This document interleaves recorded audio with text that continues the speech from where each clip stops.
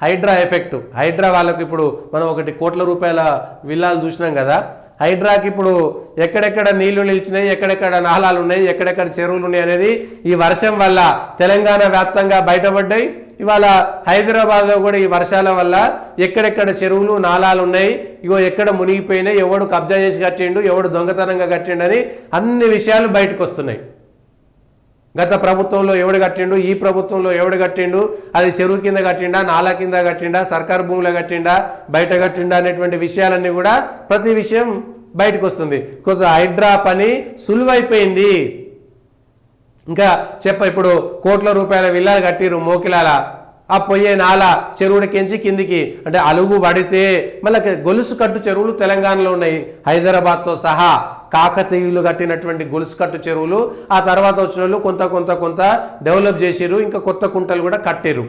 ఒక చెరువు నిండితే అది అలుగు వస్తే ఆ మత్తడి నిండితే దాని కిందికి వెళ్ళి కాలువ పోయి మళ్ళీ వాగులు కలవడము, కింద ఉండేటువంటి చెరువు కుంటూ నిండడము, మళ్ళా ఆ చెరువు ఆ కుంట నిండితే అట్లా వరుసగా తెలంగాణలో ఎత్తైన ప్రదేశం కదా, గ్రావిటీ తోటి నదుల నీళ్లు రానటువంటి పరిస్థితిలో ఆగో ఇట్లా ఈ వర్షపు నీటినన్నిటిని కూడా వరద నీళ్లు ఇవాళ ఎత్తిపోసుకుంటున్నాం కదా, ఎత్తిపోవాల్సినటువంటి అవసరం లేకుండా గడ్డ మీద ఉండేటువంటి దగ్గర నుంచి కింది దాకా వర్షాలు పడితే ఆ కెపాసిటీ అవన్నీ కట్టి వరుసగా గొలుసు కట్టు చెరువులు కట్టి 1000 ఏళ్ల క్రితం కాకతీయుల కాలంలో కట్టినటువంటి గొలుసు కట్టుల చెరువులు వరుసగా తర్వాత వచ్చిన వాళ్ళు ఒకటో చిన్నదో అరనో వాళ్ళు కూడా చేసిరు.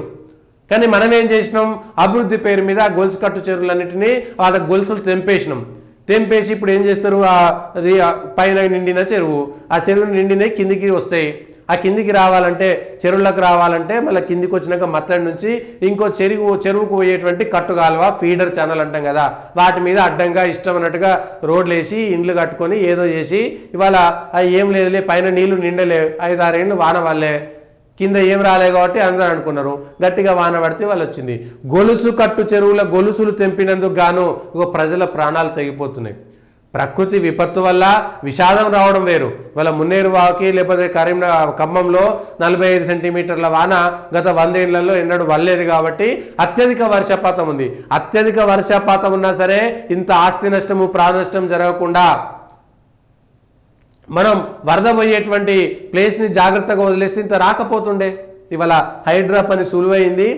అట్లా ఇంకో రకంగా హైడ్రా ఎఫెక్ట్ తోటి రిజిస్ట్రేషన్లు డమాల్ 320 కోట్లు పడిపోయిన ఆదాయం. ఎందుకంటే ఎవరైనా ఏదైనా ఇల్లు కొనాలనో జాగా కొనాలంటే భయపడుతున్నారు.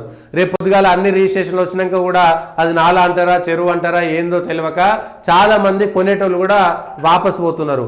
ఎందుకులే ఇంకా 4 రోజులు చూద్దాము ఏడబడతాడో కొనే బదులు తెలిసినవి అయితేనే 100% అక్కడ ఏమీ లేదని తెలిసిన చోట మాత్రమే ఉంది. కొంచెం అనుమానం వచ్చినా సరే చూద్దాంలే ఇంకో 4 రోజులు పోయినాక. సో ఇప్పుడు ప్రభుత్వం మీద కూడా ఎఫెక్ట్ పడ్డది. దీనికి ప్రభుత్వం ప్రత్యామ్నాయంగా ఏం చేస్తుంది, ఇవన్నీ ఊహించిందా? ఇట్లనే ఉంటే ఇంకో ఏడాది దాకా రిజిస్ట్రేషన్ జరగకపోతే ఇప్పటికే అప్పులు చేస్తున్నాం. నిన్న కూడా మళ్ళీ 10,000 కోట్లు అప్పులు చేసిర్రు. అప్పుల మీదే బతుకుతామా? కొత్త ఆదాయ మార్గాలు పెంచుకోవాలనుకుంటున్నాము.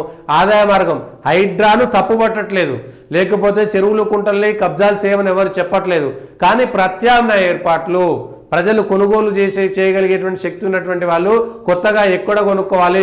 ప్రభుత్వమే హైదరాబాద్లో మొత్తం జిహెచ్ఎంసీకి సంబంధించి లేకపోతే స్థానిక మున్సిపాలిటీలకు సంబంధించి ఇగో ఇక్కడ కొనొచ్చు, ఇవి ఒరిజినలే అనేటువంటి ఒక సర్టిఫికేట్ మళ్ళీ ఇవ్వండి. ఇగో ఇది నాలా లేదు, ఈ చెరువు లేదు, కబ్జా లేదు, ఇది ఇంకా 100 ఏళ్ళు అయినా సరే 200 ఏళ్ళు అయినా సరే ఎవరు అధికారులు వచ్చి ఇది మీ తప్పుడు నివేదిక అనరని గట్టి సర్టిఫికేట్ మళ్ళీ ఇవ్వండి, ఉచితంగా డబ్బులు లేకుండా. అట్లయితే మళ్ళా కొనుగోలు పెరుగుతాయి. లేకపోతే మీకే కష్టమవుతుంది, అంటే ప్రభుత్వానికే కష్టమవుతుంది. ఏదైనా సరే దేనికోసమైనా సరే ప్రభుత్వానికే మళ్ళీ కష్టం రాకుండా ఇట్లాంటి నష్టాలు వచ్చినప్పుడు ప్రజలను ఆదుకోవాలంటే ఏం చేయాలి అనేటువంటి విషయాన్ని ఒక్కసారి మనం ఆలోచన చేసుకోవాలి. దయచేసి వరద విషయంలో బురద విషయంలో రాజకీయాలు చేయకండి. ప్రతి ఒక్కరూ ఆదుకోండి. ఎవరైనా సరే అక్కడ ఉండేటువంటి శక్తి ఉన్నటువంటి వాళ్ళు ఒక్క కుటుంబానికి సాయం చేసినా కూడా అది సాయమే. అందుకే మానవ సేవే మాధవ సేవ అంటారు కదా. దయచేసి ప్రతి ఒక్కరు కూడా దయచేసి మిగిలిన ఏమీ పట్టించుకోకుండా తమకు తోచిన సాయం చేసేటువంటి వాళ్ళు, సాయం చేయగలిగినటువంటి వాళ్ళు సాయం చేయండి. ఏది సాయం చేయడం కనీసం అక్కడ పోయి ఆ ప్రత్యక్ష ఏర్పాట్లో అయినా సరే పాల్గొనండి. అనేక గుళ్ళల్లో పులిహోర పొట్లాలు కట్టి సరఫరా చేస్తున్నారు, అక్కడ దాంట్లో అయినా సరే సాయం చేయండి.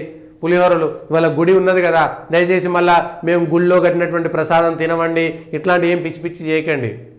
ఇవాళ విజయవాడ దుర్గమ్మ గుళ్ళో లక్షల పొట్లాలు కట్టిరు, అక్కడ వరదలో మునిగిపోయిన వాళ్ళు, నిన్నటిదాకా మతం మారిన వాళ్ళు, మేము పలానా దేవుడి గుడి ప్రసాదం మాకు తీసుకోవద్దు అన్నట్టు అనుకోండి, చచ్చిపోయేది మీరే.